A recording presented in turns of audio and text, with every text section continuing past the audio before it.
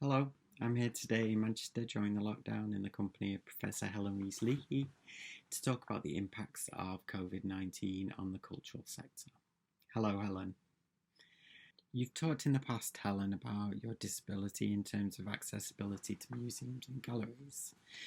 So, considering the reduced accessibility that we all face now in the museum, I wonder, what does your experience tell you about the challenges that the sector has to deal with now?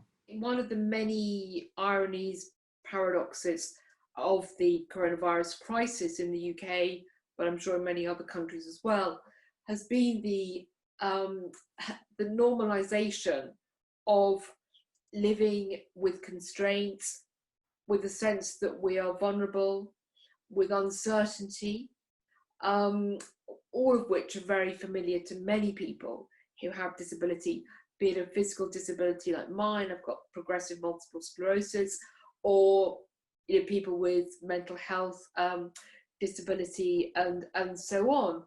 And both are, it's a two-sided coin. Suddenly, many resources that disabled people have been campaigning for many years to have cultural access online, educational access online, the ability to home working, Zoom meetings, activities such as the one we're engaged with at the moment, local deliveries of shopping or prescriptions and so forth. These things have suddenly become normal in the world because healthy people need them. Disabled people have needed them for a long time and they haven't been possible, but suddenly they have become possible. And that's a good thing and a bad thing in many ways. So I think one concern that I have is that among all the noise of different people's experiences of the virus and of the lockdown, that disabled people's voices can get rather shut out of the conversation. And there's so much social chatter in the world that the voices of disabled people are not necessarily being heard very clearly, although ironically, we're the experts at this. So I live in a house where it's quite common for me not to go beyond my garden gate, for a number of days, because I've organised my life so I have pretty much everything I need, here where I live. And I think for a lot of disabled people that is the case, which of course isn't to say that we don't enjoy going out and going to exhibitions and museums and galleries and other kinds of spaces. And I think what I would, and I don't claim to hold any brief for anybody, anybody's experience other than my own, obviously, but I think what I would look for is a great kind of respect for the perspective of someone like myself. For example, I can quite often walk through an exhibition using a walking stick, but I need physical distancing, and it's nothing to do with the coronavirus. It's because I have quite impaired balance, and if somebody comes too close to me without even touching me, they can throw me off balance, and I'm very fearful of falling. So, I'm an expert in physical distancing and the need for that.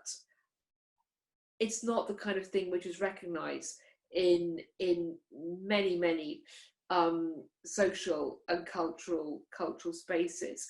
So, the crowd, if this really is the end of the blockbuster exhibition, which a lot of commentators have said, well, really it has to be, because those kinds of crowded galleries, plus all the huge financial risk attached to those kind of exhibitions, the model they're predicated on of probably big sponsorship, very high costs, a lot of travel, a lot of global flights involving people and objects, and then high ticket price and high admission numbers in order to break even.